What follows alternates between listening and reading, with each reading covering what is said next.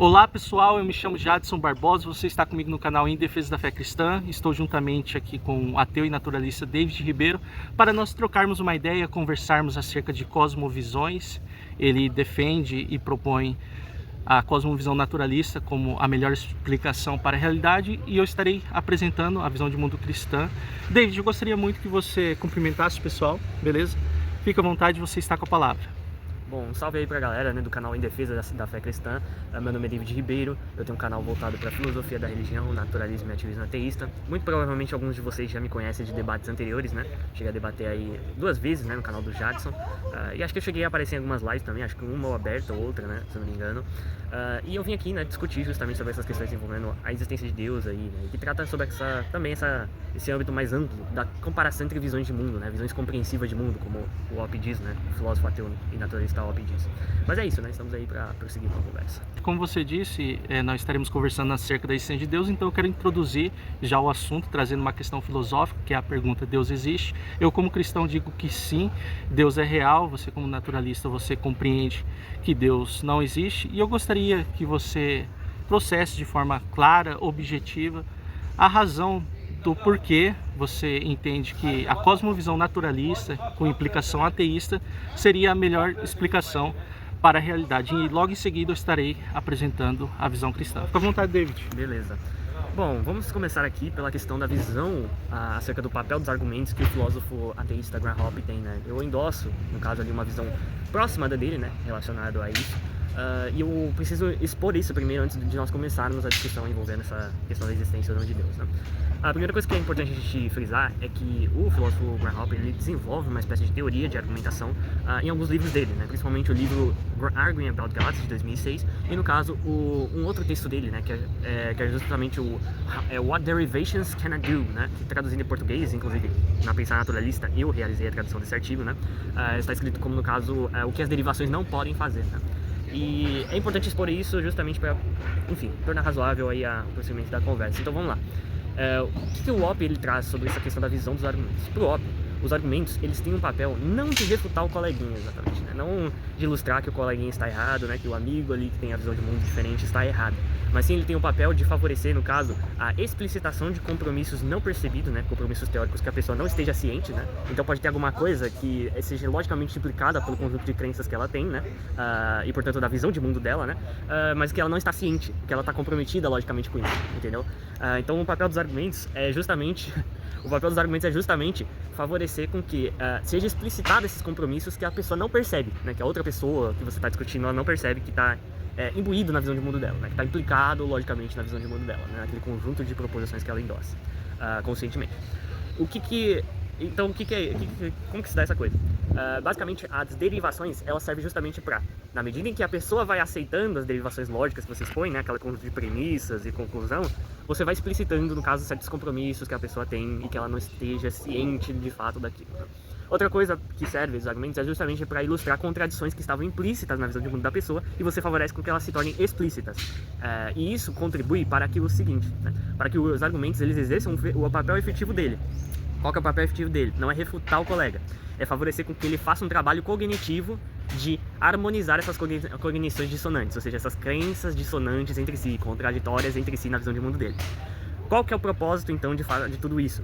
Os argumentos eles exercem esse papel muito primordial de você passar pelo primeiro estágio, que é o estágio de articulação, o segundo estágio, que é o estágio de análise interna da visão de mundo, de coerência ou consistência interna, O primeiro estágio é a articulação da visão de mundo, ou seja, você articula a sua visão de mundo, versando sobre vários âmbitos da nossa realidade, sobre questão de livre-arbítrio, questão de conhecimento, da epistemologia, questão metafísica, sobre a questão da estrutura da nossa realidade, enfim. Questão moral, em termos ali da filosofia moral, metaética, ética normativa, ética aplicada, essas coisas assim. Então nós articulamos uma visão compreensiva que versa sobre vários âmbitos, versa no caso sobre o âmbito da moralidade, versa sobre o âmbito do conhecimento, versa sobre o âmbito da liberdade, versa sobre o âmbito de várias linhas, várias coisas, da origem do universo, ou enfim, da contingência, caso haja de fato coisas contingentes, do suposto ajuste fino e esse tipo de coisa, Então você articula essa visão de mundo no primeiro estágio, no segundo estágio você, no caso, faz essa análise interna de coerência ou de consistência interna dessas crenças. Se ela passa nesse teste, aí nós vamos para o terceiro estágio, que é o estágio de comparação de virtudes teóricas ali, das duas visões de mundo, Então nós trazemos certas virtudes, e o Opp ele adapta isso da filosofia da ciência, Então ele traz noções da filosofia da ciência, envolvendo a questão de simplicidade, enfim, de poder e amplitude explanatória, de, no caso, a qualidade do ajuste, ou seja, de ajuste de acordo com o nosso conhecimento de fundo de várias disciplinas do conhecimento diferentes, né? Biologia, física, química, enfim, cosmologia e outras disciplinas, né? Lógica, etc. E no caso ali também, a questão do próprio, enfim, a questão da própria, enfim, do própria amplitude, enfim, do poder explanatório ali e da preditividade futura, né? Da preditividade futura, já ia me esquecendo disso. A preditividade futura também, que a nossa visão de mundo propicia para certos dados, né? Para explicar certos dados. Dados são basicamente um conjunto de, basicamente uma série de proposições ou de alegações que tanto eu quanto o Jadson podemos aceitar, né? Eu aceitamos geralmente na nossa visão de mundo. Então nós tomamos, por exemplo, o sofrimento, a dor e o sofrimento. A gente pode assumir que isso é um dado. Porque tanto eu quanto o Jadson acreditamos que dor e sofrimento existe no nosso mundo, ocorre no nosso mundo, né? Eu acredito que o Jadson não nega que pessoas sofrem, que animais sofram, ou enfim, que outros seres vivos sofram, né? E coisa e tal, né? Então isso é um dado que demanda uma explicação. Então esse dado, que é essa proposição que eu e o Jadson concordamos acerca da realidade, né? Ela precisa de uma explicação. E aí nós trazemos, né? Nós articulamos nossa visão de mundo compreensiva e através dela nós tentamos buscar explicar esse dado. O teísta vai tentar fornecer ali uma explicação que harmonize a existência de Deus com a questão do sofrimento, né? Que ilustre que o sofrimento ali é explicado dado a hipótese dele, enfim, a teoria dele, a visão de mundo dele compreensiva teísta, né? E eu vou explicar isso da minha maneira naturalista. Isto é, não tem nenhum agente intencional, né? Consciente, né? Que tenha volições ou desejos ou, enfim, ou vontades, né? Ou qualquer coisa assim, né? Qualquer estados cognitivos tipicamente associados com seres pessoais, né? Como nós, que no caso está supervisionando isso ou controlando providencialmente toda a realidade, né? E isso explica por que no caso a realidade ela é desse modo, por que o sofrimento é distribuído da maneira como é, por que a intensidade do sofrimento da maneira como é, por que há os tipos específicos de sofrimento com os males horrendos, né? Que nem a filósofa Marilyn McCord Adams fala, e esse tipo de coisa, né? Então a gente analisa certos dados ali, a gente pega certos dados, coisas que a gente concorda e tenta explicar da nossa maneira. Então esse é o tipo de abordagem que a OP endossa e a visão dos argumentos é aquela lá que eu expus. Eu penso que nós podemos testar uma cosmovisão da seguinte maneira. Podemos aplicar 3 princípios. O primeiro princípio está relacionado se uma visão de mundo ela é coerente, se não há contradições na visão de mundo, Perfeito. porque eu entendo que uma contradição ela invalida uma visão de mundo como coerente. Então nós podemos testar por meio do princípio da não contradição, podemos testar por meio se uma visão de mundo ela é abrangente, se ela busca explicar a realidade abrangindo campos tanto da ciência, filosofia, teologia. E o terceiro princípio que eu vejo que nós podemos testar uma visão de mundo é se ela é prática, se ela tem implicações para a nossa vida de como nós devemos seguir. Porque se Deus é real, há uma implicação.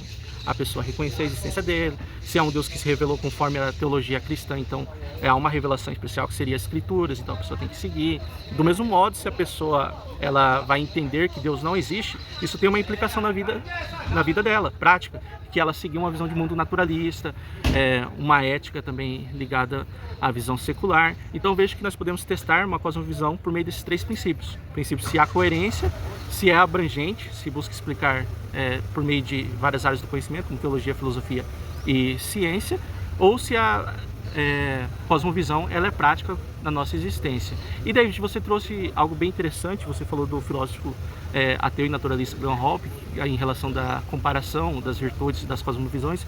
Eu quero conversar com você sobre isso, mas eu quero expor a minha visão de mundo, porque eu entendo que Deus é real. Como pressuposicionalista, o fundamento pela qual eu busco construir a minha visão de mundo são as escrituras. É claro, o David pode dizer que seja algo bastante particular, ligado à visão pressuposicionalista, mas quando a pessoa ela entrega a vida dela para o Senhor Jesus, segundo a visão cristã, ela recebe uma testificação, uma confirmação do Espírito Santo, que convence que a pessoa que está entregando a vida a Jesus passa a ser filho de Deus. Então há uma confirmação interna.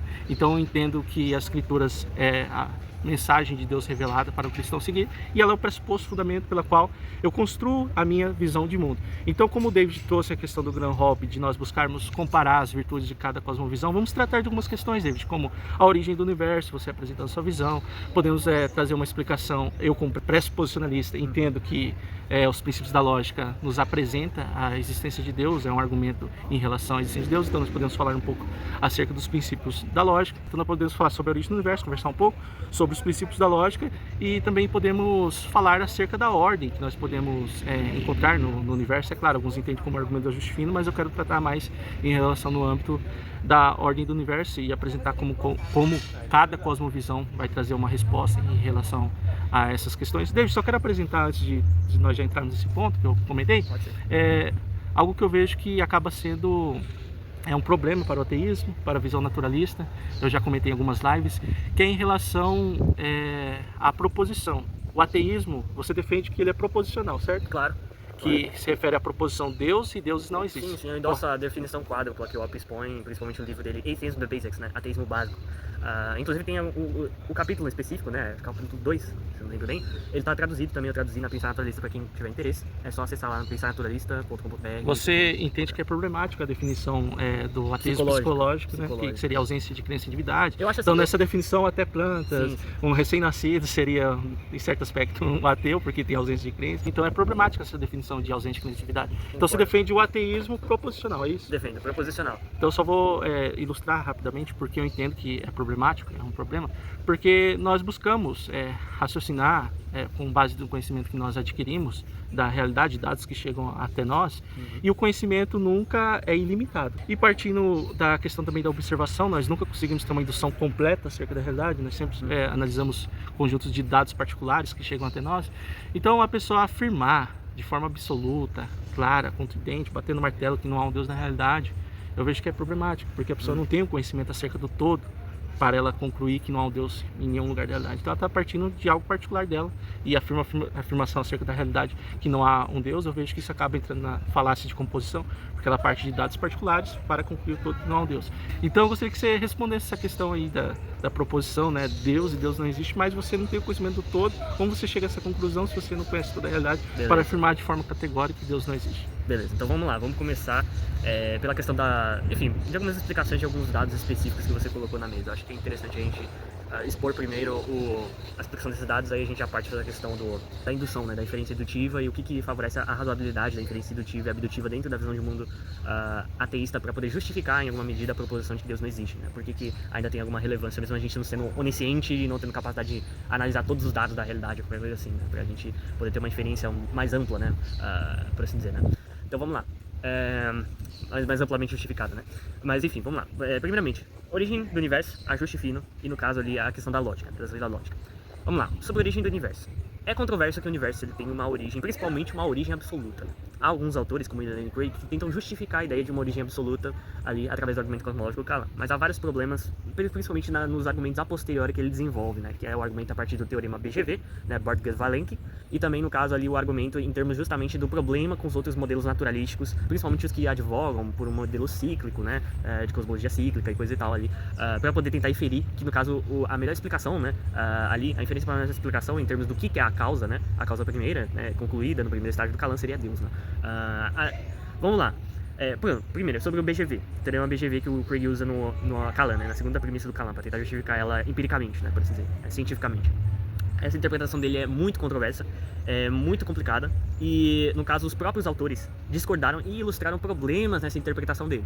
Então, sobre isso, a forma do Craig de se interpretar o teorema não é muito bem especializada, né? Ele não é uma pessoa tão versada assim na física quanto parece ser, né? Para poder lidar com esse tipo de questão. Então, isso é uma coisa que já desqualifica um pouco a questão da justificação que ele fornece, empírica, em termos do BGV Theorem, para a segunda premissa do Kalam, né? No caso ali, relacionado ao argumento de inferência indutiva, né? Aliás, a inferência abdutiva que ele tenta fazer, com base na problematização de modelos cosmológicos cíclicos, etc., né? Ali para tentar inferir que a primeira causa, né, seria Deus, né, concluída no primeiro estágio do Kalam, também é algo muito complicado, né? Também é algo muito complicado porque, no caso ali, como filósofo da física, né, que inclusive escreveu um livro junto com o Joe Schmid, né, o Joseph C. Schmid, que é um outro filósofo agnóstico ali, que está lidando com argumentos teístas clássicos, dentre eles as 5 vias do Tomás de Aquino e coisa e tal, né? Ele ilustra, né, em uma live, né, How Craig Misrepresents Science, né? Se eu me lembrei, acho que esse é o nome. Como Craig distorce a ciência. Ele ilustra, no caso, em uma das argumentações, que esse tipo de raciocínio não é suficiente, né? Não favorece a justificação da existência de Deus, porque mesmo que os modelos cosmológicos naturalísticos tenham problemas individualmente, a probabilidade da disjunção ali, que envolve os disjuntos ali com cada uma dessas hipóteses, né, ali de modelos naturalísticos, cosmológicos, ainda assim essa disjunção desses modelos, ela é mais provável do que simplesmente a hipótese teísta em si, né? Então, ou seja, quando você pega a disjunção ali das hipóteses naturalísticas, não só as atuais, as já reconhecidas e articuladas, mas até mesmo as possivelmente articuláveis, né? As que ainda não foram plenamente articuladas, mas que ainda serão articuladas por outros físicos, etc., né? Isso favorece com que, no caso, a probabilidade dessa disjunção seja maior do que a hipótese teísta, ou qualquer variação ali menor da hipótese teísta, de que possa existir existir, né, para poder explicar a questão, né, para poder explicar o que seria, no caso, essa suposta causa primeira, se de fato há, ou se, no caso, ou também uma desqualificação ali da ideia da premissa 2 de que há, de fato, um começo para o nosso universo, né, mas é isso. Ô David, vamos então por passo, vamos por etapa. Você está falando acerca em relação da origem do universo. Você citou o teorema de Gord-Burdjielenk em relação ao argumento cosmológico do universo tão começo. Porém, eu entendo que o universo ele tem uma origem partindo da cosmovisão cristã, dada a teologia revelacional, que é apresentado que no princípio Deus criou os céus e a terra. Em Hebreus capítulo 11, nas escrituras está escrito que Deus ele fez o cosmos, então há um criador. Porém, existem boas razões para entendermos que o universo ele tem uma origem partindo no âmbito que nós podemos trazer uma explicação abdutiva por meio dos dados que nós encontramos na realidade para fazer uma inferência que o universo ele teve um começo. Existe o princípio ex nihilo fide, que você bem conhece, que eu defendo que esse princípio ele se trata em relação à realidade no âmbito metafísico, que do nada nada pode vir, nada vem do nada, então se há um efeito, tem uma causa. Eu gosto de usar o exemplo, quando nós vemos que existe uma árvore, ela não veio do nada, mas sim por meio de uma semente. Do mesmo modo, nós viemos à existência não do nada, mas sim por meio de nossos pais, e podemos usar vários exemplos para demonstrar que as coisas não surgem do nada. Então, se aquilo que nós observamos, na realidade, os dados que são apresentados a nós, não surgem do nada, por que nós iríamos inferir que no caso do universo, ele poderia não ter uma causa, uma origem, ser eterno? Claro, você já vai responder essa questão. Então, eu vejo que há boas razões filosóficas também relacionadas, que nós podemos partir do ponto que o universo é tudo aquilo que existe fisicamente, que vai incluir estrelas, planetas, galáxias, e as estrelas, galáxias, os planetas são contingentes, em algum momento não existiam. Então, por que no caso do universo sempre teria existido, nós iríamos postular uma alegação especial, que no caso aquilo que compõe o universo é contingente, mas no caso em relação ao universo não teria uma origem, seria no caso ali eterna. Claro, nós vamos conversar sobre a singularidade. E em relação ao teorema de Gord-Burdjielenk, o que é proposto no teorema é que todo universo que está se expandindo, ele teve um ponto de começo no passado finito. A grande questão é que o Vilenk, ele fala isso, tem vídeos falando, que ele defende um estado inicial natural, diferente do Craig, que já vai defender um estado sobrenatural, que Deus criou o universo.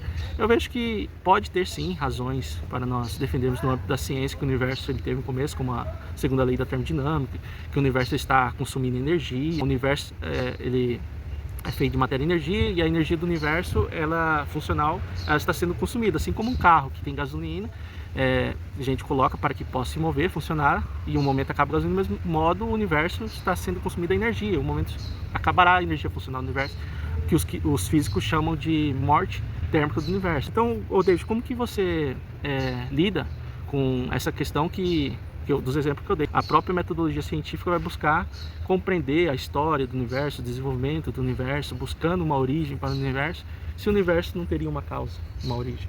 Certo, vamos lá. Eu gostaria de começar, primeiramente, esse ponto, trazendo a menção, a filósofos que, inclusive, negam o princípio ex nihilo fide. Tem alguns filósofos que negam esse princípio, principalmente os que vão numa linha mais ali inspirada por David Hume, coisa assim, eles costumam ter um pouco de ceticismo com relação à ideia de que do nada nada vem de fato, Até o Ari Martins, ele costuma frisar isso bastante, Você viu lá na discussão que vocês tiveram, você e o Benítez, que isso mas não é você tão se claro. compromete com essa tese? Não me comprometo com ela. Mas é uma coisa que tem que ser levada em consideração, porque, de fato, quando a gente tenta pensar no nada, por assim dizer, a gente já está pensando em alguma coisa. Então, assim, se de fato houver algum nada, assim, é algo muito distante do nosso âmbito de vivência ordinário, e, portanto, não faz nem sentido a gente tentar imaginar isso, porque provavelmente a gente não compreenderia exatamente o que seria esse nada, se houvesse nada mesmo, essa coisa que nos parece intuitivamente absurda mesmo, então é algo que a gente tem que ter uma ciência, pelo menos, que tem algumas pessoas que definem esse tipo de coisa e não é tão simples assim de lidar com isso. Outra coisa é o seguinte, que se você for advogar pela razoabilidade dessas intuições, como o próprio Josiel ilustrou, inclusive, mais que eles estavam com vocês, mas eu acredito que ele não leu o do Philip Lyon, o artigo do Philip Lyon, que eu acho que ele trabalha isso com mais afinco, é que se a gente fosse guiar por nossas intuições, de fato, sobre o âmbito de vivência ordinária, as intuições, e no caso as observações que a gente faz, e a generalização que a gente faz indutiva, com base ali no que a gente observa, de coisas vindo a existir, por assim dizer, a partir de outras coisas, e portanto alinhado com uma espécie de princípio causal intuitivo, que a gente visualiza e formula com base no que a gente observa, e também no que a gente intui, como por exemplo o seu exemplo da árvore, que no caso ele teve a semente, que favoreceu com que a árvore surgisse a partir dela e coisa e tal, através dela ser regada, ou ser molhada ali com a com a água da chuva, qualquer coisa assim, né? E aí favoreceu com que ela crescesse e tudo mais, né? Produzisse frutos, etc. Isso tudo ilustra uma série causal de eventos, né? Que é de causar ali temporalmente ordenado ali, por assim dizer, né? Acidentalmente, temporalmente ordenado. Só que se essa intuição, ela não apoia só esse princípio, né? Se a gente for levar ela mais a sério, a gente consegue ver também que tem outro princípio que é tão intuitivo quanto desse princípio causal universal, que é o princípio da causalidade material, que o filósofo Philip Lehman, ele articula, inclusive, em alguns textos dele, né? Sobre causalidade material. Inclusive, num livro de debate dele com o filósofo panenteísta cristão, o Joshua Rasmussen, né? O Joshua Rasmussen ali, que é o livro Is God the Best Explanation of Things? Ou seja, é Deus a melhor explicação das coisas, né? Um diálogo, né? Onde ele dialoga com esse filósofo. Mas você compreende, David, que não existe apenas causalidade material. Então, ou seja, vamos lá. Só dar um exemplo, né, para que você possa compreender o que eu estou dizendo. A nossa mente guia o nosso corpo. Nós decidimos, a ação de decidir, né, de escolher, isso, ou nossos pensamentos em pensar em algo, é uma causa imaterial. Assumindo que o epifenomenalismo é falso, né? Ou seja, que a nossa mente ela tem algum poder causal, alguma relevância. É que eu lembro que no debate com o Galvão você defendeu o emergentismo. Sim, defendi. Você não defendeu o fisicalismo. Não defendeu. Eu defendi o emergentismo estrito, que é compatível tanto com o fisicalismo de origem, do Jonathan Schaeffer, né? Que é uma forma de fisicalismo que não favorece a redução, né? Daquilo que emerge, né? Seja aquilo que emerge algo dualístico de substância ou não, né? Ou de propriedades, ou qualquer coisa assim. Ou algo que também seja físico de algum modo, como no caso em visões fisicalistas ali, monistas neutras, né? Como do Mas só para o público compreender bem sua visão. Para você, a mente, ela é material ou imaterial? Eu deixo ela em aberto, eu deixo a posição em aberto em filosofia da mente. Eu costumo dizer o seguinte, tem um leque de posições possíveis para eu endossar. É razoável. O panpsiquismo, o cosmopsiquismo, enfim, uma forma de idealismo quase berkeliano da Helen Yetter Shapel também é compatível. É compatível esse fisicalismo de origem do Jonathan Schaeffer, de que fatos sobre o âmbito mental são fundamentados em fatos sobre o âmbito físico. Ou seja, o físico, né, o âmbito não físico, né, se houver alguma coisa não física, ela vai ser dependente e emergente a partir de algo físico, né? Ela vai ser fundamentada em algo físico. Então todas essas visões são compatíveis com o naturalismo, seja o naturalismo conservador. Porém, na sua visão, você é inclinado a mais a qual linha? Que a mente seria, no caso, idêntica ao cérebro, ou não seria algo mais não inclinado, semelhante? Eu tô mais inclinado para uma forma de ou cosmopsiquismo, o cosmopsiquismo, ou esse fisicalismo de origem também do Schaeffer, que eu acho que é a versão mais, de fisicalismo mais razoável que tem, sabe? Mais razoável que tem. Então, porque eu compreendo a sua explicação de trazer uma justificação, se o efeito é material, a causa deveria ser também material, porém, partindo da cosmovisão cristã, como é uma comparação de visão de mundo, eu defendo o dualismo interacionista, que é uma interação entre a mente, o cérebro, e no caso o cérebro ser um instrumento pela qual o corpo busca ter contato com o mundo. Nós somos seres pensantes, na visão cristã, no caso seria a alma, né, a pessoa que está ligada ao eu, a nossa racionalidade, a nossa capacidade de tomar decisões, a própria vontade que eu disse não é algo material, então por isso eu trouxe essa questão, porque eu vejo que pode cair numa questão de problema da indução. Todo efeito é material, então a causa tem que ser material. Nós não conhecemos todos os efeitos e todas as causas para concluir que todos os efeitos e causas seriam materiais. Então a gente devemos, nesse aspecto, compreender o problema da indução. Como o exemplo que eu dei da mente, que interage com o cérebro, com algo imaterial interage com material, de a causa ser imaterial. Que aí entra no argumento do Craig, né? Se a matéria não existia, a matéria não pode ser causa de si mesma. Então aquilo que originou a matéria tem que ser imaterial, no caso da visão cristã.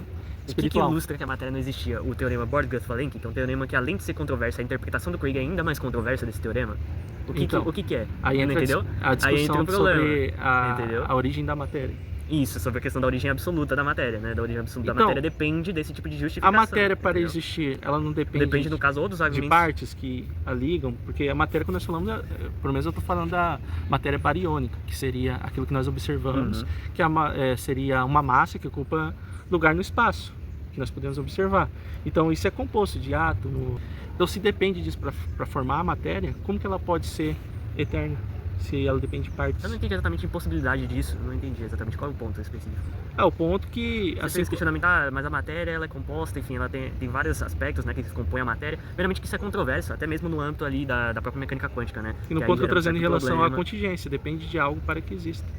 Não, mas aí... não é de fato necessário, porque se depende de algo que compõe, se é o estado já formado, então dependeu das, vamos dizer aqui, né, nós como não somos físicos, nós podemos dizer que as partículas, e átomos e etc, que formam a matéria. Mas de acordo com certas regularidades ou certas leis da natureza específicas, elas não contribuem para que, no caso, essas coisas se formem ao longo do tempo, em virtude de certas leis que são instanciadas nos âmbitos particulares desses objetos. E essas leis naturais, elas não podem ser metafisicamente necessárias, talvez, ou algo assim. como no caso de uma visão governista platônica aristotélica, acerca de metafísica da lei da natureza. Sim, Tem essas visões, por exemplo, então. do David Armstrong, que é um filósofo ateísta, né, materialista inclusive. Eu concordo que Só é uma tinha uma visão possibilidade. realista acerca da lei da natureza. Você entende o que eu vou dizer, né? O pessoal, para compreender, usar um linguagem simples. Eu compreendo que é uma possibilidade lógica. Agora, eu não entendo que é uma possibilidade metafísica. Porque eu entendo que é aplicado, sim, a questão da contingência em relação à matéria. Eu não entendo que a matéria é eterna, necessária, sempre existiu. Aí, por isso, nós estamos conversando sobre cosmovisão. Eu vejo que é problemática essa questão. A própria matéria, ela depende de algo para que exista. Precisa de uma fundamentação para que ela exista. Do mesmo modo como você citou, né? As leis da natureza que regem sobre a matéria. Então, mas se você assume que é logicamente possível, seu pressuposicionalismo já vai pro ralo. Então, mas eu tô tendo uma conversa filosófica com você, porque na visão cristã, Deus criou a matéria. Sim, mas Deus você criou disse que você disse que você é pressuposicionalista, correto? Sim. Você segue o que? O argumento transcendental cristão do Cornelius Van Til, filho do Greg Benson, enfim, desses autores, né? Que são da escola de apologética pressuposicionalista. E às vezes você utiliza os argumentos da apologética clássica evidencialista, mas é mais para um contexto dialético mesmo, mais para, tipo, favorecer a reflexão no pessoal, né? Reflexão aí do pessoal. Os argumentos evidencialistas, os argumentos da apologética clássica, elas são usados como forma de ad hominem. São usados para demonstrar que mesmo partindo da visão de mundo... Ad hominem não no sentido... Pessoal, não ataca o pessoal. Não no sentido, necessariamente no sentido de, vou usar uma falácia aqui. Eu entendi o que ele quer dizer. Ad hominem no sentido de ilustrar que a hipocrisia dos ateus que não conseguem justificar sua visão mesmo diante de uma apologética evidencialista. Exatamente. Clássica, né? Mesmo assumindo os dados que o próprio ateu concorda. Que é a questão em relação ao Big Bang, que aconteceu ali, a expansão, o início do desenvolvimento do universo. Muitos ateus acreditam, claro, não posso generalizar dizer que todos acreditam, em relação a dados que nós podemos concordar, como causa e efeito, que há no mundo, na realidade. Então, partindo desse pressuposto que o ateu ele concorda, mostrar que mesmo partindo dessa visão que ele aceita, é mais razoável Deus existir do que o contrário. É uma maneira de atacar internamente a visão de mundo dos naturalistas, dos ateus. É claro, quando eu busco falar do pressuposicionalismo, eu vou mais para o argumento mesmo transcendental, que nós estamos aqui usando dos princípios da lógica, o princípio da identidade, o princípio da não contradição, o princípio do terceiro excluído. Os princípios da lógica eu entendo que são metafisicamente necessários, que a então realidade... vamos discutir sobre isso, porque é isso que eu acho que isso ancora mais na visão que você defende, que é o pressuposicionalismo. Eu quero tirar o Jadson do pressuposicionalismo, então vamos explorar um pouco o pressuposicionalismo, depois a gente volta para esses argumentos da apologética clássica, evidencialista, que eu acho que aí a gente consegue ilustrar alguns pontos. Eu já ilustrei algumas objeções aqui, né? O princípio da causalidade material, a meu ver, tão intuitivo e também tão apoiado empiricamente, né? Pela evidência disponível, né? Enfim, o que a gente observa, né? A minha resposta foi a questão que entra no problema da indução, não é porque nós o problema observamos... da indução não é porque nós observamos vamos fazer o seguinte, efeitos materiais, sempre a causa vai ser material. E outra questão que eu ilustrei é a questão da mente, que a mente tem contato com o nosso cérebro, que nosso corpo de vamos botar esse problema da indução para dormir e a gente volta para a apologética pressuposicionalista rapidinho antes de acabar. Porque eu acho, não sei se você quer estender mais um pouco? Vamos estender mais um pouco, mas vamos entrar no ponto da apologética pressuposicionalista, depois nós voltamos para o problema da indução, que eu vejo que é melhor. Certeza? Tá bom, então. Sim. Tá bom, então pode ser assim também. Então vamos lá. Eu tenho algumas objeções contra a apologética pressuposicionalista aqui. E eu acredito que elas são cruciais, elas acabam com a apologética pressuposicionalista. Eu estou extremamente convicto disso. Né? Então, na visão pressuposicionalista, o debate, o próprio diálogo já pressupõe a existência de Deus. Por quê? Porque nós utilizamos daquilo que vem de Deus, que seria os princípios da lógica. Isso, é claro, estou trazendo uma argumentação com base na visão de mundo cristã. Então, no princípio era o verbo estava com Deus e o verbo era Deus. Então, Jesus é o Logos, aquele coordenador de todas as coisas. E ele nos comunicou os princípios da lógica, e a lógica também ela é aplicada no âmbito metafísico, a realidade é estruturada de forma lógica. Eu usei no debate com o Benítez e o Ari, a questão não tem como o universo existir e não existir no mesmo tempo nesse sentido, porque seria algo contraditório. Então, se o universo existe, não tem como ele não existir. Então, a questão do princípio... a questão é que o universo é logicamente estruturado, né? A realidade é logicamente estruturada. Então, eu defendo os princípios da lógica no âmbito metafísico. Só que os princípios da lógica não são apenas aplicados no âmbito metafísico. Eu entendo que é uma ferramenta epistemológica. Nós utilizamos. A é igual a. Princípio da identidade. Uma árvore é igual a uma árvore. O David não tem como ser eu, ou seja, princípio da identidade. Princípio da não contradição, duas proposições opostas não tem como ser verdade ao mesmo tempo, no mesmo sentido. O David defende o ateísmo, proposição Deus não existe. Eu defendo o teísmo cristão, Deus existe, então não tem como Deus existir e não existir no mesmo tempo, no mesmo sentido. E aí, o terceiro excluído é que uma proposição, quando ela é apresentada, ela é falsa ou verdadeira, no meio termo. Então, esses princípios eles são imateriais. Da lógica clássica, nesse caso. Exato, mas eu sou lógica formal clássica. Eu sou um monista lógico, e você sabe muito bem que sim. se trata. Também então. me inclino bastante para a visão do monista, eu acho ela bem razoável. A maioria dos filósofos acadêmicos também é monista lógico, tá, pessoal? É que em filosofia da lógica tem a discussão entre o niilismo lógico, o pluralismo lógico e o monismo lógico, né? Inclusive, eu conversei, o vídeo no canal com o Léo, ele tentou usar de argumentos do âmbito da física para dizer que a lógica seria ultrapassada, mas os próprios físicos utilizam os princípios da lógica. Então é complicado essa questão de não valorizar a lógica, mas usar da lógica. É a mesma coisa, tô almoçando aqui, né? Tô aproveitando só que a proposta, mas gosto que no prato comer vamos ser justos com o Léo. Há alguns físicos que utilizam lógicas distintas, eu acho que é isso que ele quis dizer.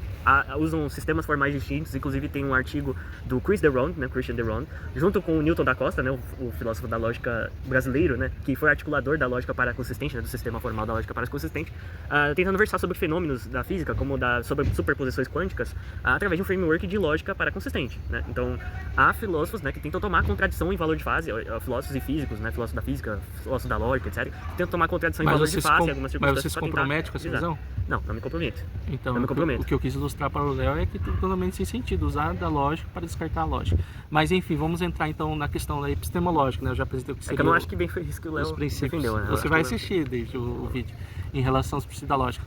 Não são materiais, você concorda que os princípios da lógica não são materiais? Depende, o que você quer dizer com não são materiais? Quer dizer que eles não são fundamentados no âmbito material? Não, isso é controverso. que eles não são apresentados de forma material. A gente está dialogando, as nossas palavras não são materiais. Apesar de nós usarmos nossa boca é material, mas as palavras em si, a informação que é passada não é material. Então, isso é um pouco controverso, porque pode ser até que não fosse material, né? Até que não fosse material, que é controverso.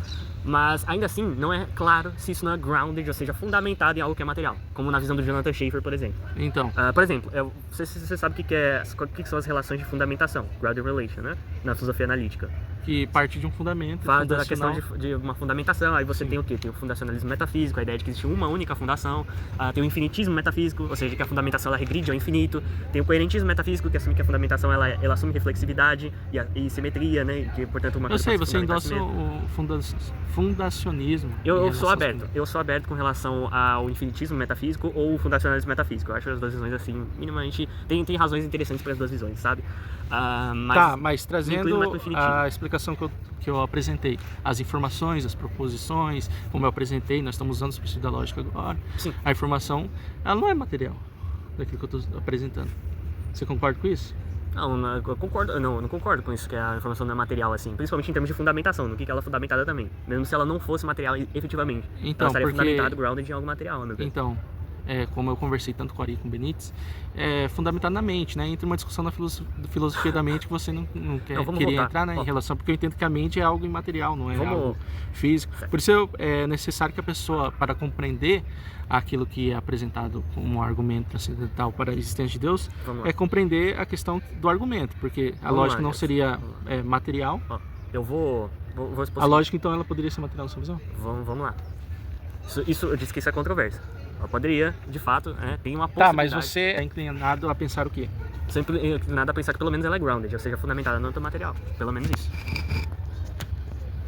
Opa, então vamos lá. Continuando aqui, né, porque enfim, teve o sol aqui que bateu o pessoal, a gente teve que mudar de lado. Mas enfim, voltando aqui para a linha de raciocínio, né, referente ao pressuposicionalismo. É o seguinte, o pressuposicionalismo trabalha com a ideia da impossibilidade do contrário, né? Com a impossibilidade do contrário, enfim, que...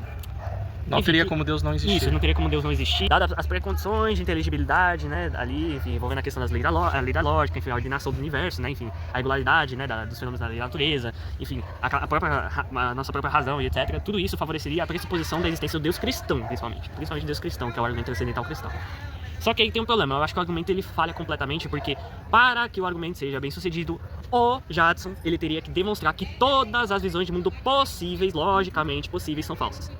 Todas as visões, todos os conjuntos de visões de mundo possíveis, articuláveis, são falsas, são contraditórias entre si, inconsistentes entre eles. Teria que derivar contradições de um monte de visões de mundo e explicitar tudo isso, todas essas contradições de todas as visões de mundo possíveis, não só a minha, né? Se porventura ele ilustrasse alguma contradição na minha visão de mundo, não seria suficiente para justificar o argumento transcendental cristão dele em favor da visão de mundo dele. Não tornaria ele racional, razoável endossar a visão de mundo dele com base nesse argumento, entendeu?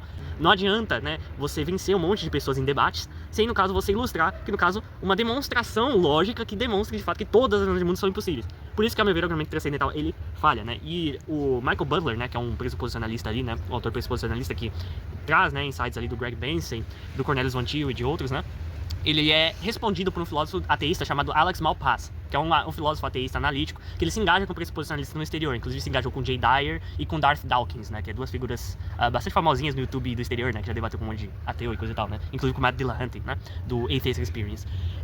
E, no caso, ele ilustra em um artigo dele, que inclusive eu traduzi lá, né, que é justamente o argumento transcendental cristão, né, e também um outro que fala sobre os limites do argumento transcendental cristão, né, do tá traduzindo na pessoa naturalista. Ele ilustra, né, através dessa analogia, né, ele pega essa analogia do Michael Butler, que é a analogia do Michael Jordan, que a gente pode adaptar pro Neymar, né, a analogia do Neymar. Vamos imaginar aqui o Neymar, né, vamos pensar no Neymar. Neymar é um jogador de futebol ali, né, que ele, enfim, é um jogador ali que ele é bom, né, vamos pensar aqui que ele é bom. Ele venceu vários gols em vários jogos, né, e coisa e tal, né, ele jogou vários jogos mesmo com vários times diferentes, coisa e tal, e ele venceu. Todos os jogos que ele foi lá, ele ajudou o time a vencer, ele fez um monte de gol, ele sozinho fez um monte de gol, e é isso, né, então ele é visto como um bom jogador. Mas será que é razoável você dizer que ele é o melhor jogador do mundo só porque ele venceu um monte de partidas? Não é razoável, porque é logicamente possível que mesmo ele tendo vencido várias partidas de futebol, ainda assim ele não seja o melhor jogador do mundo, né? Ainda assim tem outros jogadores que sejam melhores do que ele. Então, nesse caso, não é pelo fato de vocês terem vencido um monte de debates, né, no contexto dialético aí, vocês terem vencido um monte de ateus no debate na internet, né, principalmente ateus não tão informados filosoficamente, que no caso você ilustra que o argumento é bem embasado, que o argumento é razoável, né? Então, ao meu ver, o argumento transcendental ele falha completamente nisso, né? Além disso, ele tem limitações nele, né? Ele tem limitações que o Alex Malpass ilustra no outro artigo que eu traduzi também, né? Outro texto que eu traduzi também, que é justamente aquele que, mesmo que ele estivesse correto, mesmo que eles conseguissem essa proeza de ilustrar que, no caso, para um ateu se engajar na discussão, um ateu ou um islâmico, né, uma pessoa que tem uma visão de mundo diferente da cristã, né, um islâmico ou um ateu, né, que geralmente são os alvos dos pressuposicionalistas, né, os ateus e os islâmicos são os alvos. Jay Dyer aí estava aí para ilustrar isso. Para ilustrar que a sua visão de mundo, por assim dizer, ilustrar que a sua visão de mundo, né, a visão de mundo cristã, é uma pré-condição da inteligibilidade de alguma coisa, portanto a gente tem que pressupor da necessidade conceitual de Deus, pelo menos pra gente raciocinar ou argumentar, isso não demonstra que no caso Deus existe ontologicamente. Existe um passo aí, é necessário você preencher esse gap para você se tornar razoável e endossar sua visão de mundo com base nesse argumento, entendeu? Eu vou responder da seguinte maneira, David. Eu estava ilustrando o argumento transcendental em favor da existência de Deus para demonstrar que Deus é real da seguinte maneira. Por mais que você venha questionar as premissas, mas eu vejo que as premissas são razoáveis, que a lógica ela é imaterial, nós não podemos ver a lógica, nós não podemos pegar a lógica. Deixa eu só ilustrar e depois você traz as objeções, que eu quero responder também o argumento do Alex Malpass que você trouxe. Eu quero pelo menos apresentar duas questões que eu vejo na objeção dele, que eu posso apresentar. Então a lógica é imaterial, como eu disse, envolve proposições que não vemos, e isso eu estou falando no âmbito epistemológico, que seria uma análise de proposições. Então, por isso eu falo nos debates que a lógica ela é proposicional, envolve ali as proposições da lei da identidade, a lei da não contradição, o princípio do terceiro excluído, né, os princípios da lógica, os três princípios da lógica clássica. E as proposições, elas residem em uma mente. Por que eu falo que reside em uma mente? Porque nós podemos imaginar aqui as informações, podemos raciocinar acerca das informações, aquilo que nós já aprendemos, informações que nós absorvemos. Então a lógica se refere a proposições e residem em nossa mente, nós nunca vimos, nós nunca pegamos, então se refere a isso, e nós somos seres contingentes, né? Nós dependemos de outro para existir. Eu e David, nós não sempre existimos, nós dependemos dos nossos pais. Então a lógica ela existe independente dos seres humanos, que são seres contingentes, que poderiam ou não existir. A lógica ela é aplicada quando não há nenhum ser humano na Terra. Eu gosto de usar o exemplo: morreu todo ser humano, não há nenhum ser racional na Terra, não tem como o universo existir e não existir no mesmo tempo, no mesmo sentido. Então nós vemos que essas informações que nós estamos dialogando, conversando, a realidade está estruturada de forma lógica. Então os princípios da lógica são aplicados na realidade, porém também eles residem numa mente. Então no caso, né, os princípios da lógica seriam fundamentados em um ser que não é contingente, que é necessário, que é eterno, uma mente eterna, qual se encontra os princípios da lógica que estabeleceu a ordem na realidade de forma lógica. O argumento transcendental, quando nós falamos em relação de uma das pré-condições de inteligibilidade do princípio da lógica, parte dessa seguinte maneira: se Deus é o fundamento da lógica, como é apresentado no argumento transcendental, quando nós usamos dos princípios da lógica, nós estamos usando aquilo que vem de Deus. Então o ateu, o naturalista, quando argumenta contra Deus, ele está roubando, emprestando da cosmovisão cristã para argumentar contra. Eu entendo que vocês acreditem nisso, o problema é justificar isso, entendeu? Então, em relação ao argumento do Alex Malpass, eu vejo que, primeiro, ele faz uma falsa analogia, que os pressuposicionalistas não irão aceitar a premissa, né? Ele vai dar o exemplo lá da questão de andar de bicicleta, que as pernas seria a pré-condição para você andar. Não, deixa eu responder primeiro, aí depois você explica. A analogia dele é didática, é para ilustrar o que seria, como que se daria a questão da condição transcendental, né, para alguma coisa. Então, mas o pressuposicionalista não compra a a premissa, porque não necessariamente é necessário ter duas pernas para andar de bicicleta. Então eu vejo que acaba sendo, agora no caso dos princípios da lógica, é algo que nós precisamos para raciocinar de forma coerente e a realidade está estruturada de forma lógica. Então só responder, em relação, você falou assim também, de que devemos refutar todas as outras cosmovisões. Sim, eu vejo que isso é um problema em relação ao entendimento da não compreensão daquilo que propõem os pressuposicionalistas, porque nós entendemos que só há um Deus verdadeiro, o Deus das Escrituras. Então, aplicando o princípio da não contradição, se o Deus cristão é verdadeiro, qualquer cosmovisão está errada. Não poderia haver um pressuposicionalista islâmico que dissesse a mesma coisa para você? Então, no caso, ele deveria justificar os princípios da lógica, porque se a lógica ela é imaterial, David, o Deus cristão ele é apresentado como espírito, segundo o Senhor Jesus, então ele é imaterial. Se a lógica é imutável, Deus é apresentado de forma imutável em Malaquias, no livro de Malaquias, mas o Senhor Deus não muda. E também os princípios da lógica são universais, e Deus é onipresente, está em todos os lugares. Então nós podemos ver que os princípios da lógica é semelhante a Deus, né? Aí entra também a questão da simplicidade divina. Deus é um ser lógico. Então a lógica seria algo que Deus nos comunicou e estabeleceu na lógica realidade para que nós pudéssemos interpretar a realidade de forma lógica. Vamos lá. O argumento Malpaz não é aquele, tá? Não é aquela analogia lá da bicicleta. Aquilo lá é uma analogia para ilustrar o ponto de forma mais clara. Porque assim, é para explicar pro pessoal o seguinte, ó, argumentos transcendentais funcionam justamente assumindo que uma coisa é uma pré-condição para outra, né? E o que significa uma coisa ser pré-condição da outra? Ou seja, você não pode fazer uma coisa sem fazer a outra. Ou seja, você não pode, por exemplo, ele traz o exemplo da bicicleta, né? Que é o seguinte, vamos supor que alguém diga que no caso é uma condição de possibilidade para você andar de bicicleta, você pedalar com duas pernas. Você pedalar com duas pernas, né?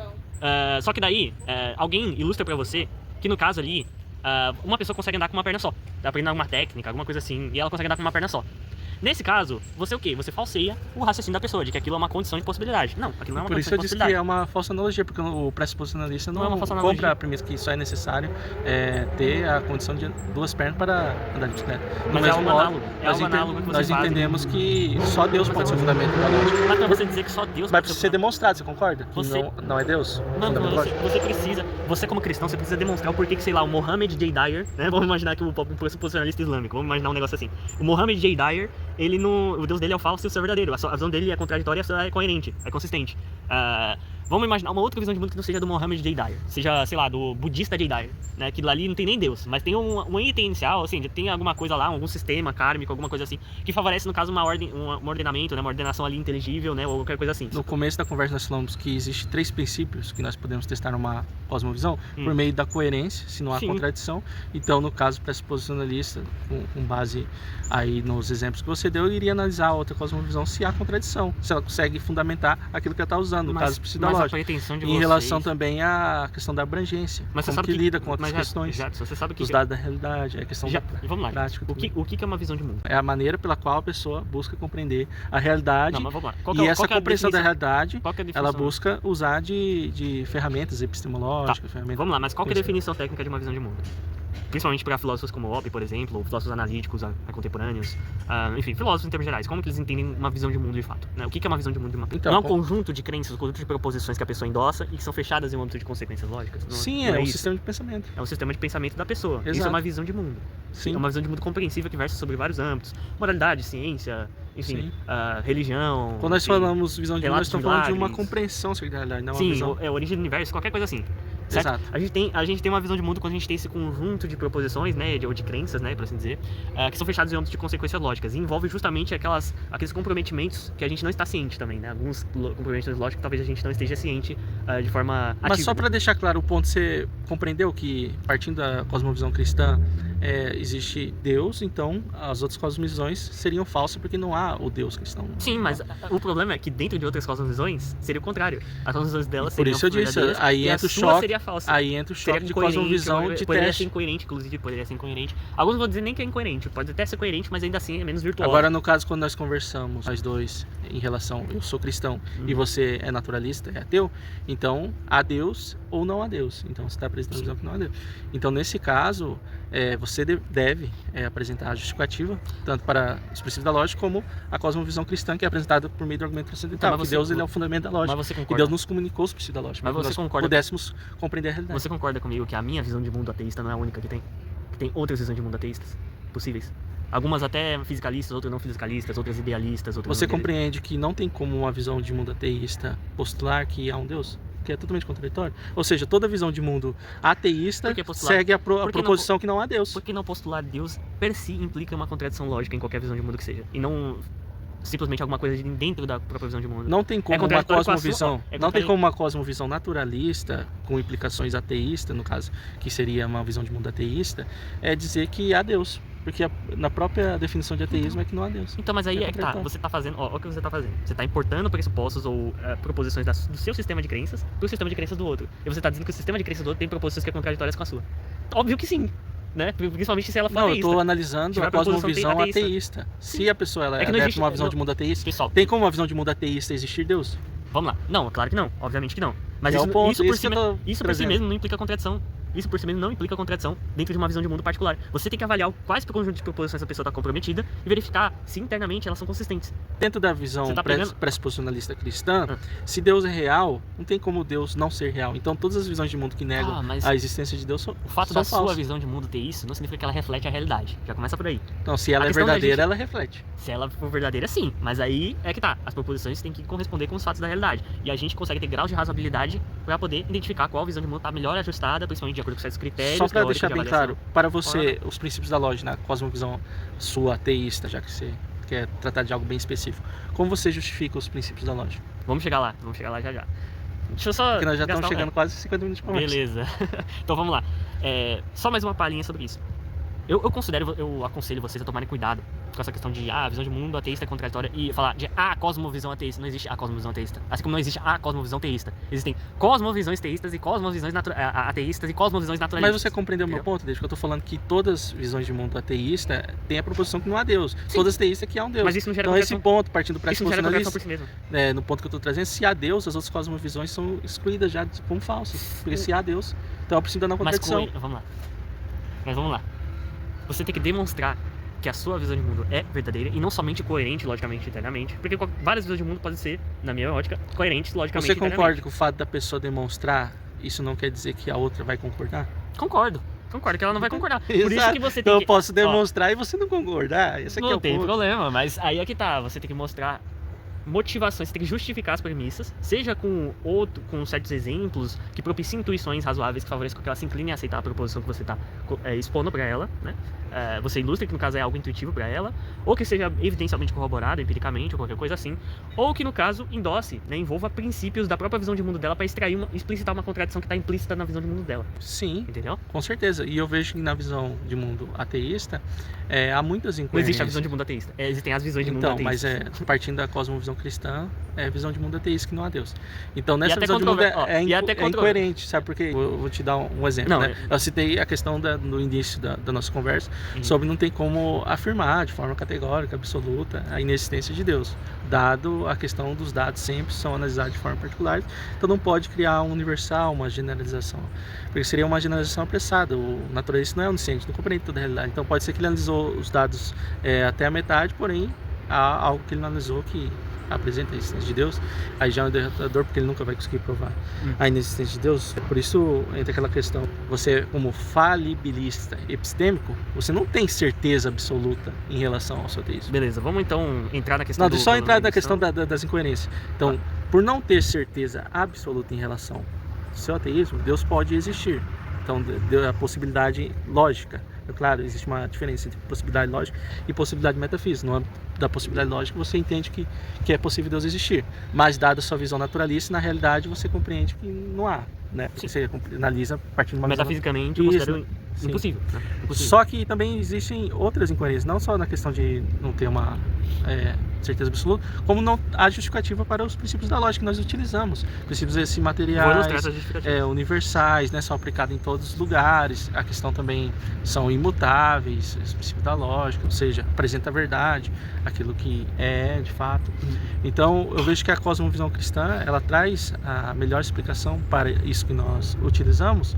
E o outro ponto que eu gostaria muito de comentar, David, é que sim, a visão de mundo cristã, por mais que você discorde dela, ela traz uma explicação para a origem do universo, como eu citei, princípio ex nihilo nihil fide, para todo efeito uma causa. Nós fomos retrocedendo, a questão da expansão várias vai vezes para o muito. início. E se a matéria, o tempo, o espaço vê a existência, A matéria não pode ser causa de si mesma, o espaço e o tempo também não. Então aquilo que causou a matéria está além da matéria, é imaterial.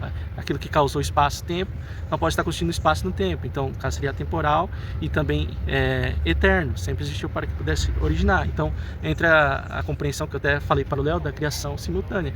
Deus, no seu estado eterno, cria a matéria, tempo e espaço de forma simultânea. Então, há uma explicação para também a análise assim, da origem do universo, que nós não conversamos ainda sobre da ordem, a explicação dos princípios da lógica, enquanto na sua visão de mundo é mais trabalhada questões de pode ser ou não pode ser, tem outra explicação em relação a isso, mas nunca há um compromisso epistêmico em comprar uma premissa e dizer isso e pronto. Mas, assim, vamos lá. Em contextos dialéticos, a gente pode até assumir uma preferida, mas é que tem tantas alternativas porque são compatíveis com a nossa visão de mundo articulada, que no caso ali a gente consegue explicar de maneiras distintas, entendeu? O mesmo fenômeno. E de maneira razoável, igualmente ou até mais razoável que o próprio texto cristão. Entendeu? Eu vou te dar um exemplo, então, que você fala assim, pode ser isso, pode não ser isso. Existem naturalistas que entendem em relação à origem do universo um estado natural que originou o universo. E outros que entendem que o universo sempre existiu. Então você vê a diferença, e ambos são naturalistas. Sim, e ambas são visões compatíveis entre si, no sentido de compatíveis no caso com a visão de mundo. Mas não no sentido de serem iguais, porque são contradição. Ou teve começo ou não teve começo. Efetivamente, mas é que tá. Você pode se comprometer com uma que você favorita mais, mas sem ter essa firmeza, né? E se ela for demonstrada como falsa, né? Se for ilustrada mais razoabilidade para outra, você se compromete com outra. Mas ainda assim são possibilidades, entendeu? É que o naturalista e o ateu, ele tem mais opções. Por causa ele tem mais opções na mesa do que o da cristão. Ferramenta que é utilizada pelos naturalistas, que é a ciência. E como exatamente. fala o Karl Popper, a metodologia científica não apresenta verdades finais, mas sempre está aberta a aprimoramento, a mudança, a correção. A metafísica naturalista é uma metafísica revisionária por excelência, entendeu? Não é uma metafísica que assume os primeiros princípios e vai deduzindo um monte de coisas e não revisa nada desses primeiros princípios. Mas sabe qual que é o problema, David? Que o naturalista, conforme você está apresentando, que é honesto intelectual, ele pode estar errado sobre tudo aquilo que ele julga saber. Pode. E não tem problema sobre isso. No seu caso mesmo também. Você pode estar errado. E não tem problema sobre isso. Só que aí é que tá. Quais são as probabilidades, enfim, qual que é a razoabilidade de uma explicação em relação a outra, em frente principalmente a princípios teóricos de avaliação de hipóteses, de teorias metafísicas ou científicas também. Então, tem que ter tudo isso em mente. Sobre fundamentação das leis da lógica, né? Existem algumas alternativas disponíveis para o ateu e para o naturalista endossar. Dentre elas, assumir... Porém, apresenta a sua. Vamos lá. Que você endossa. Eu acho razoável a visão, como eu disse, visões de grounding, como a do Schaeffer, né? Eu acho minimamente razoável, que assume, no caso ali, que as leis da lógica são grounded em entidades físicas, seja quais as entidades físicas ali específicas, seja no caso ali o item inicial necessário natural, enfim, qualquer outras entidades no âmbito da regressão infinita, se houver uma regressão infinita de entidades, né, ou qualquer coisa assim. Nessas duas visões, né, essas leis da lógica, elas são grounded, fundamentadas nas coisas. As coisas são logicamente estruturadas. Mas você consegue chegar a um problema em relação que, se está fundamentado em algo físico, nós deveríamos poder observar, tangir, e isso não é observado? Não diretamente. Pode ser indiretamente, inclusive. Então, mas aí entra na questão da compreensão em relação que você tem na filosofia da mente. Porque aí você vai dizer que, no caso, a mente seria, bem dizer, idêntica ao cérebro, então nós poderíamos entender que os princípios da lógica de alguma forma está ocorrendo ali no âmbito material. Não, mas peraí, você está reduzindo o quê? As leis da lógica ao... a parte do nosso órgão cérebro. É porque você não está entendendo. Ser fundamentado não significa ser redutível a, entendeu? Então, porque você fala ser fundamentado em algo material. Então, ser fundado em algo material, quando fala material no sentido mais abrangente, físico, né? Se a gente for assumir assim, físico, né, de forma mais ampla, que abarca mais outras entidades e coisa e tal. Não, mas aquilo que é físico não só tem que ser visto, que também pode ser tangido. tangido. Espaço em determinado momento, né? É claro, você vai falar de forma indireta, mas eu vejo que essa questão também é problemática, mas você pode continuar. Porque eu vejo que são proposições ligadas à mente, a mente é imaterial. Se você proposições... Não, vamos lá. Proposições, né, e aí a gente entra um pouco na teoria ou na ontologia dos conceitos e das proposições. Então, o que são as proposições? A gente tem algumas alternativas naturalísticas disponíveis também na mesa, ok? A gente pode assumir o seguinte, que as proposições, né, elas podem ser representações mentais, né, lastreadas justamente no âmbito físico, no âmbito físico, que favorece, no caso, a geração de uma representação mental, que no caso pode corresponder ou não com alguma coisa na realidade. Não, mas essa correspondência é feita com a mente, você concorda? Não, no caso é uma correspondência feita do fato em relação à mente. Sim. Que torna verdadeira uma proposição da mente. Exato. Você não concorda com isso? Ou você só está endossando só para Eu estou ilustrando uma alternativa possível. Tem outra alternativa. Não me comprometo fortemente com isso. Mas acho razoável. Minimamente razoável. Mas isso não é um contraponto à visão da lógica ser imaterial. Não, mas a lógica não são as proposições. A lógica é algo que figura, a lógica é proposicional. Não, a lógica... Porque nós estamos falando da lógica clássica. Não, mas não existe só lógica clássica, vamos lá. Então, mas o que eu estou apresentando nessa conversa nossa aqui é a lógica clássica. Como eu disse, eu sou um monista lógico. Ela favorece uma estruturação entre proposições, por assim dizer, né, na mente. Sim, uma relação. E também uma relação, isso, ela favorece, no caso, uma relação lógica entre as proposições, né, que tornam elas coerentes, consistentes, permite você derivar coisas a partir delas, né, da conjunção das proposições, através de regra de inferência, ou seja, regras de raciocínio, né, regras de inferência são de raciocínio. E através dela você extrai certas conclusões, né. Se a gente assume, no caso, que a lógica, ela se reduz ao âmbito mental, a gente teria problema até mesmo pro teísta, porque se você reduzisse a lógica ao âmbito do pensamento de Deus, e esse pensamento de Deus não fosse ordenado, né, em princípio, ou seja, Deus não fosse ordenado de modo a que os pensamentos dele fossem ordenados, então a realidade não seria ordenada, a realidade que ele criaria não seria ordenada de forma não arbitrária. Então, entendeu? na visão cristã, como eu disse, Deus é um ser lógico, a lógica é inerente ao ser de Deus, a lógica reflete a maneira que Deus pensa, Deus ele pensa na visão cristã Perfeito. de maneira lógica, então se a realidade é estruturada de forma lógica, é porque é um ser lógico que estruturou. Então essa é a questão da... De maneira não arbitrária, né, nesse caso. É de maneira principiada, não arbitrária. Sim, não é que tipo, dado deu o seu vontade ser. da coisa ser É, assim. da e já natureza dele. era. Certo, então por que algum vestibular não está disponível para o naturalista, então? Por que no caso do nosso cérebro, enfim, todas as coisas não podem ser logicamente estruturadas e isso favoreceu com que no âmbito do processo evolutivo surgisse seres, né, como nós, dotados de capacidades cognitivas que fossem logicamente estruturadas. E portanto, ilustram a estruturação dos nossos pensamentos desse modo. Aí entra a pergunta e eu vejo que há um problema que até refuta, eu digo de forma respeitosa essa questão que você está trazendo. Eu nem sei se você endossa com isso que você está dizendo, que poderia ser um desenvolvimento evolutivo para que nós pudéssemos ter acesso aos princípios da lógica, mas a lógica é anterior, até mesmo esse processo que você quer ilustrar. Você não entendeu, esse processo é logicamente estruturado. Então, mas o ser humano... fundamenta a lógica. Então, mas também. O ser humano é um ser contingente. E qual é o problema disso? Antes não pode ter tido um item inicial necessário, por exemplo, no âmbito naturalístico, que mas fosse o que seria logicamente esse estruturado. item? Pode ser no caso ali a singularidade inicial, pode ser no caso ali, enfim, uma função de onda temporal universal, como no caso ali de Mas Morse a singularidade e é apenas um limite matemático. Sim, concordo. Uma barreira que os físicos não têm mais conhecimento que poderia estar além. Mas alguns filósofos podem tomar isso. Mas alguns filósofos podem tomar isso como uma entidade real, se comprometer realmente com ela, igual o Oppie se compromete às vezes em contexto dialético, e assumir que no caso ele é um item inicial necessário, por que não? Também. Então eu vejo que esse tipo de explicação está muito alinhado a uma visão panpsiquista, onde de certa forma, em certos níveis ali nós podemos dizer, haveria um estado de consciência para que esses princípios pudessem estar ali, porque o ponto é que os princípios da lógica nós utilizamos por meio do nosso raciocínio, por meio da nossa mente, mas essa consciência, mesmo tendo correlação com a realidade. Para essa consciência ser inteligível, para a gente poder inteligir e compreender ela não teria que ser ordenada? Sim, lógica. E se no caso, ordenação pressupõe uma mente ordenando alguma coisa, significa que Deus, por exemplo, teria que ser ordenado por outra mente e ia ser regredir infinitamente? Então, segundo a cosmovisão cristã, como Deus é apresentado? Como eterno. Você concorda com isso? Eterno. Um ser que sempre existiu. Então, se a lógica é inerente ao ser... Como coerente. Sim, se a lógica é inerente ao ser de Deus, então a lógica, como Deus é lógico, sempre existiu a lógica. E por que a natureza não pode dizer a mesma coisa do item inicial necessário, natural, de qualquer outra coisa? Porque a lógica ela é normativa. Você quer compreender que eu quero que eu explique esse ponto? Então, o ela sistema... ela é normativa porque não descreve apenas as coisas, mas sim como as coisas devem ser. Vamos lá. Aí entra aquele ponto, se está ligado no âmbito tanto metafísico como no âmbito epistemológico, ela é normativa no âmbito metafísico da seguinte maneira: não tem como a realidade ser de uma forma diferente. Do mesmo modo, no âmbito epistemológico. Porque alguém deve ser coerente? Com base em quê? Porque essa imposição que alguém precisa ser racional. Segundo a cosmovisão cristã, é porque nós somos feitos à imagem de Deus e contradições equivalem a mentir, é algo falso, que nem não tem como ser um solteiro casado, porque um casado é um não solteiro e um solteiro é um não casado. Então, a contradição seria como uma mentira, você apresentar uma mentira. Então, a pessoa ser ilógica é como ela apresentar, é um comportamento totalmente errado. Tem algumas coisas que eu tenho que comentar sobre isso daí. O fato da lógica que nós articulamos enquanto sistema formal, com base na forma como as coisas são estruturadas e na lógica que estaria fundamentada na realidade, ser normativa, o fato desse sistema formal que a gente articula, né, que é um sistema formal que a gente articulou posteriormente, tá? Aristóteles articulou com a lógica tradicional e depois veio o Frege, Gottlob Frege, que desenvolveu isso melhor do ponto de vista da filosofia analítica com a lógica clássica, né? Com base, inclusive, com influência ali dos estoicos, né? Com a lógica, sim, mas você sabe que da lógica proposicional articulada. Os princípios da lógica não foram criados. Depende. Dos sistemas formais, lógicos, que nós articulamos, foram criados. Não, que eu tô falando dos princípios, que nós temos acesso. Qualquer pessoa, ela tem acesso. Tá falando dos princípios que são refletidos na realidade, são fundamentados na realidade. Sim, são os princípios metafísicos. Existe anteriormente de Aristóteles. Concordo. Antes de Aristóteles não tinha como o universo existir, não existia nesse sentido. A realidade se assumindo a lógica clássica, algo que é controverso também, eu vou comentar um pouco sobre isso, antes da gente finalizar, né? Eu não sei se vai dar tempo de falar do problema da indução, né? Mas vamos lá.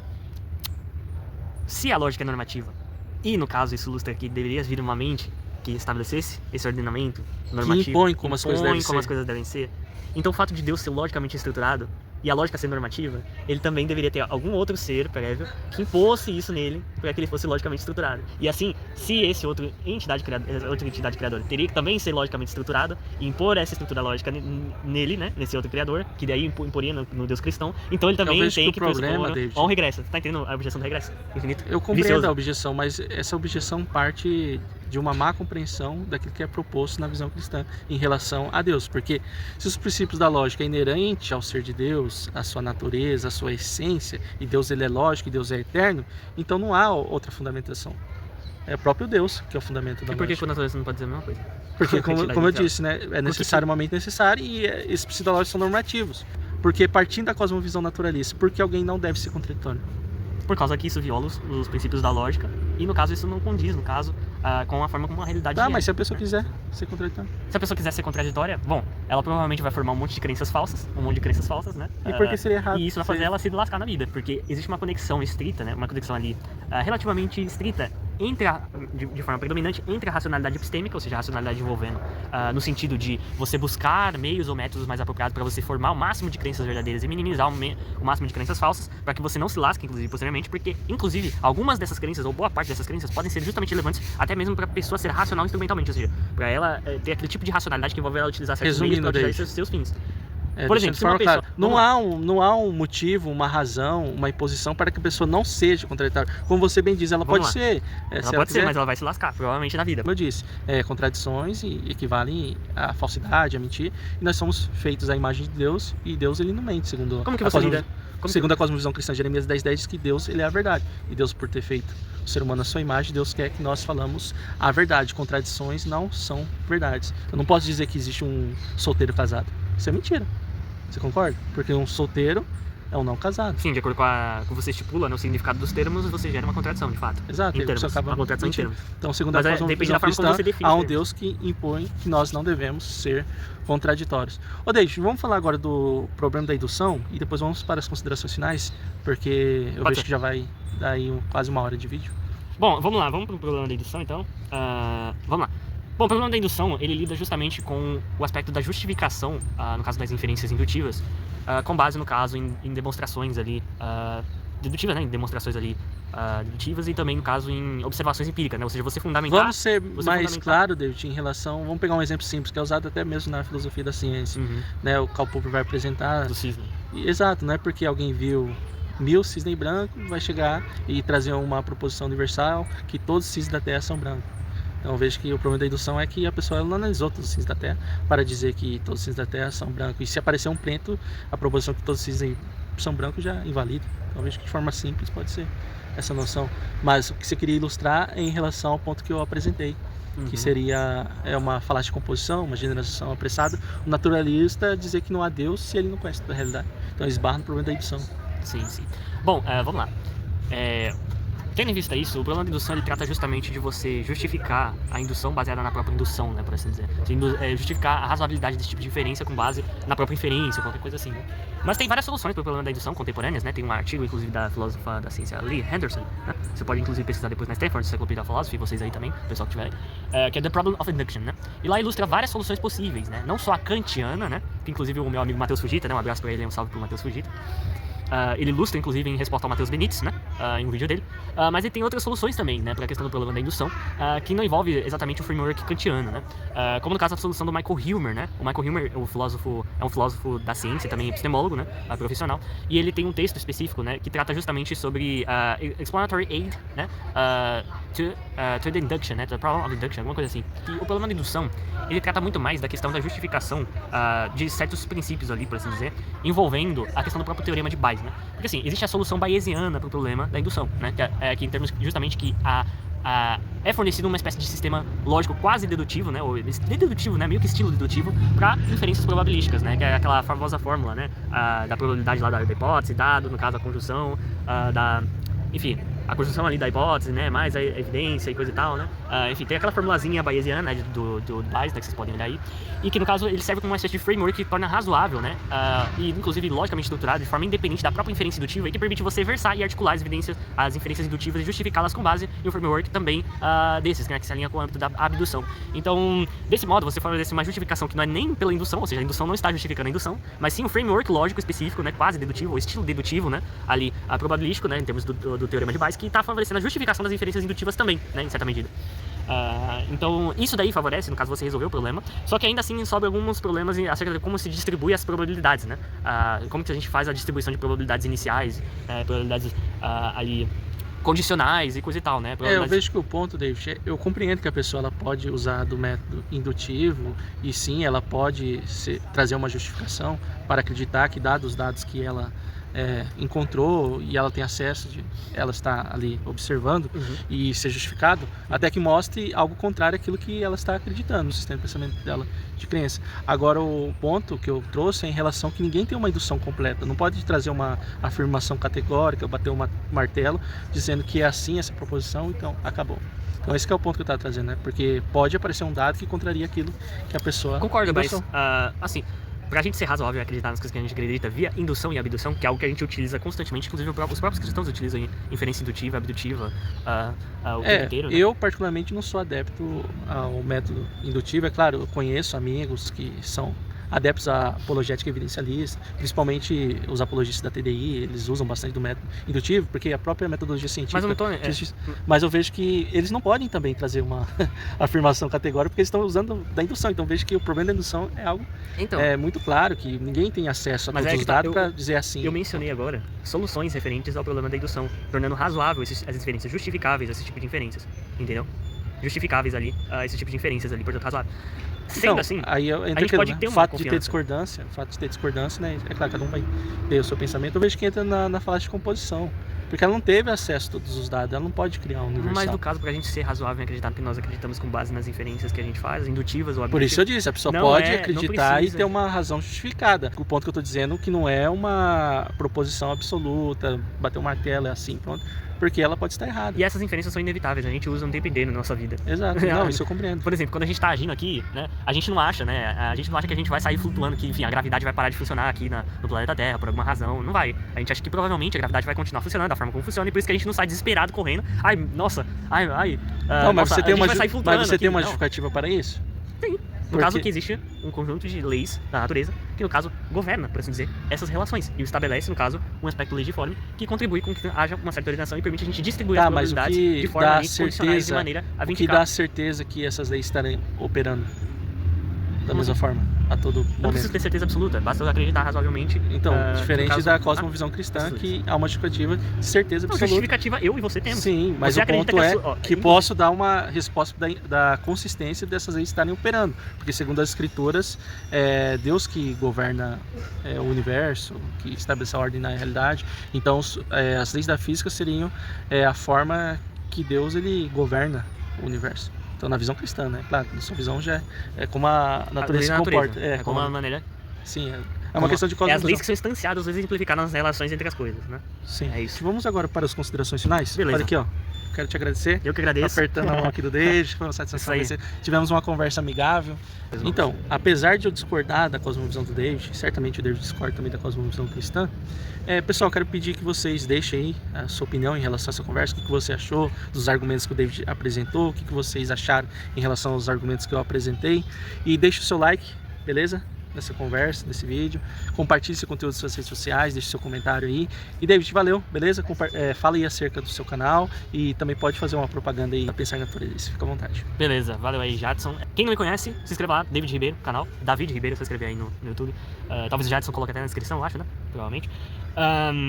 E se inscrevam, enfim, se inscrevam no canal também do YouTube da Pensar Naturalista, embora seja mais parado. E também acessem o site da Pensar Naturalista, que lá tem vários artigos que eu, o César Souza, o Irã Filho e outras pessoas de lá, né, que participam. Até mesmo alguns inscritos, alguns colaboradores, por assim dizer, avulsos, né, trazem lá pra gente poder publicar lá, referente a esses assuntos, tá? De filosofia da religião, principalmente de um âmbito analítico e de viés ateísta, naturalista, agnóstico, humanista, etc. É isso. Um abraço aí. Valeu, David. Galera, muito obrigado a você que assistiu até agora essa live. E eu não poderia aqui presencialmente na frente do David trazer uma exposição, David, que eu vejo que, como eu disse, né, uma cosmovisão ela precisa ser testada, ver se ela é coerente, precisa ver se ela é abrangente e se ela é prática, lidar com questões das implicações.